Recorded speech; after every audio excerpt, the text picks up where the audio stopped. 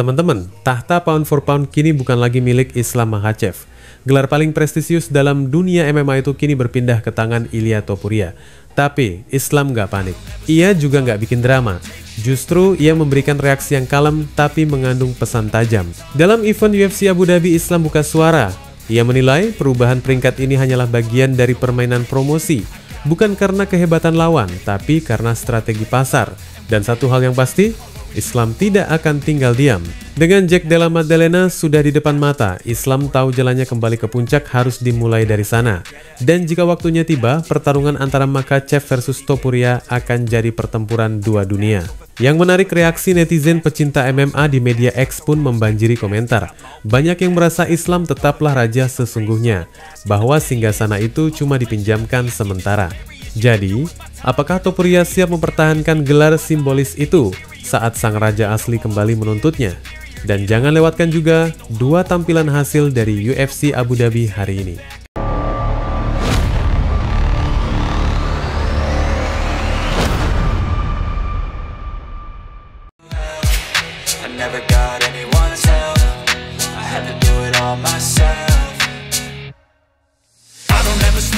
Di panasnya Gurun Abu Dhabi, tepatnya pada hari Minggu, tanggal 27 Juli 2025, terjadi pergolakan besar dalam dunia UFC.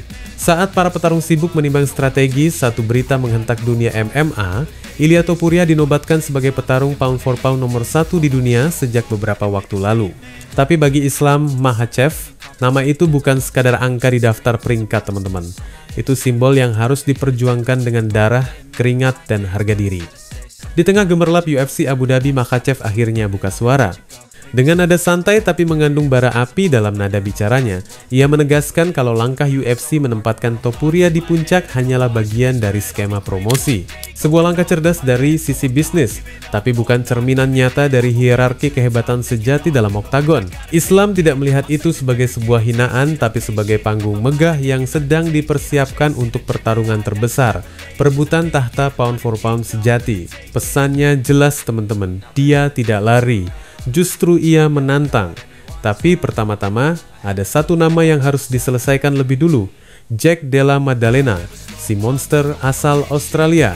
Pertanyaannya sekarang bukan hanya siapa yang akan jadi petarung nomor 1, tapi di kelas mana pertarungan Islam versus Topuria akan terjadi.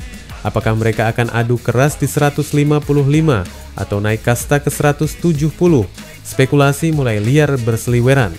Makhachev sengaja datang ke Abu Dhabi untuk memberikan dukungan kepada para teman-temannya, yang kemudian disamperin untuk menyatakan sesuatu tentang raja baru pound for pound UFC. Oh, это маркетинг. Они делают это специально, чтобы разогреть этот бой. У людей уже есть интерес к этому. Значит, они делают правильно, и мы будем бороться за первое место. Teman-teman, tapi tak cuma suara Islam yang menggema hari itu. Di jagat dunia maya, para fans langsung merapat, menyerbu lini masa media sosial dengan opini penuh emosi dan loyalitas. Akun @jawabibhai terang-terangan bilang setuju bahwa ini semua bagian dari permainan promosi. Tapi dia percaya kalau Islam bisa lewatin JDM, maka singgasana pound for pound harus kembali ke tangan yang layak. Buatnya, pertarungan Islam versus Ilia adalah puncak dari segalanya. Bukan sekadar gelar, tapi mahkota tak terbantahkan yang akan dibela dan direbut. Lalu muncul @viewsfromthelow yang dengan yakin menyuarakan keyakinannya bahwa Islam tetaplah petarung pound for pound nomor 1, terlepas dari ranking yang berubah. Menurutnya, siapapun yang benar-benar ngerti MMA, tahu betul siapa raja sesungguhnya. Tak ketinggalan @santacaus yang dengan pedas menolak keabsahan Ilia di posisi puncak. Baginya, semua ini hanyalah taktik promosi belaka, dan Topuria belum menunjukkan kualitas untuk jadi petarung legendaris yang pantas berada di atas. Sementara itu, dari balik akun @sana209, terdengar suara kekaguman yang gak main-main. Buatnya, Islam tetap raja sejati. Simbol mahkota pun disematkan dalam pesan dukungannya. Sebuah pengingat bahwa kebesaran kadang tak bisa diukur oleh angka. Lain halnya dengan @humblemma yang datang dengan narasi keras dan tajam. Dia menyindir para juara kertas yang menurutnya hanya menang dari penantang biasa, bukan dari sang raja. Buat dia, Islam tidak pernah butuh validasi media atau gelar palsu, karena semua sudah dibuktikan lewat pertarungan, bukan lewat branding. Kini, Dunia hanya bisa menunggu. Apakah Islam akan menyapu JDM dan melangkah menuju tahta yang direbut dari tangannya? Apakah duel megah antara dua kutub kekuatan ini akan terjadi di lightweight atau welterweight? Satu hal pasti, pertarungan ini bukan hanya tentang sabuk, bukan cuma soal ranking, tapi soal warisan. Islam tahu itu, para fans tahu itu, dan dunia sedang menahan napas menanti ledakan berikutnya.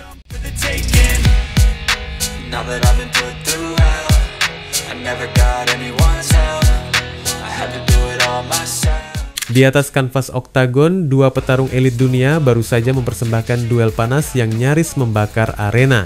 Pertarungan antara Reinier de Ridder dan Robert Whittaker bukan cuma soal teknik atau strategi, tapi soal keteguhan hati dan nyali yang dibenturkan selama 5 ronde penuh ledakan. Whittaker sempat hampir merampungkan semuanya di ronde ketiga.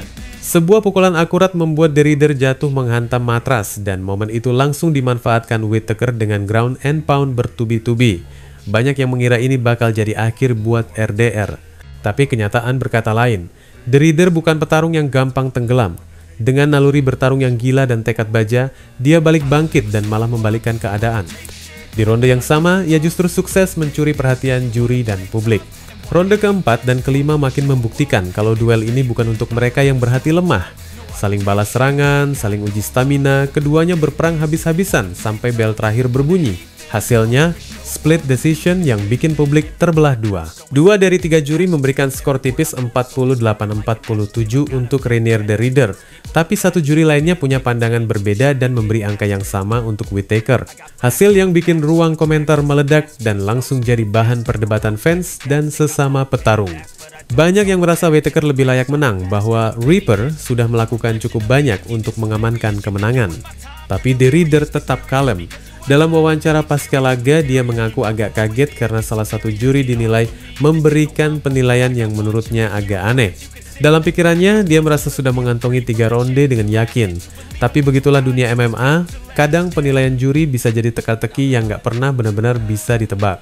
Dia juga jujur mengungkapkan bahwa sebenarnya dia berharap bisa menyelesaikan pertarungan lebih cepat, tapi itu belum kesampaian kali ini.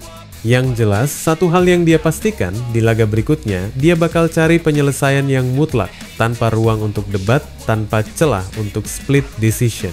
Soal peluang perebutan gelar, RDR tetap realistis tapi optimistis. Ia tahu divisi menengah lagi rame-ramenya. Banyak nama besar dan peta kekuatan yang terus bergerak.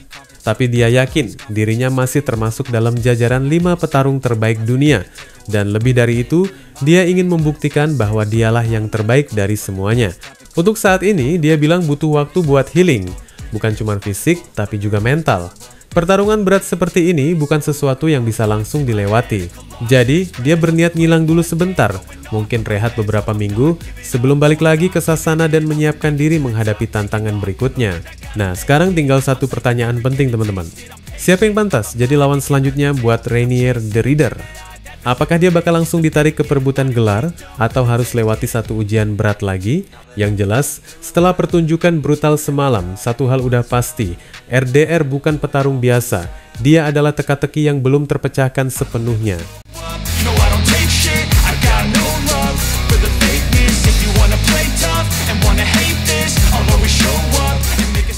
Shara Magomedov baru aja keluar dari pertarungan brutal di UFC Abu Dhabi. Penuh darah, penuh drama, dan penuh luka. Tapi sebelum darah di wajahnya kering, sebuah serangan lain datang. Kali ini bukan dari lawan di dalam oktagon, tapi dari sang juara kelas menengah yang duduk nyaman di atas singgasana, Dricus du Plessis. Du Plessis, yang emang udah terkenal dengan gaya bicaranya yang nyelekit tanpa filter, langsung melepas sindiran pedas buat Magomedov. Padahal Shara bahkan belum jadi penantang resmi sabuk milik petarung Afrika Selatan itu. Tapi buat Dricus, siapapun bisa kena semprot, apalagi yang dianggap bukan ancaman nyata.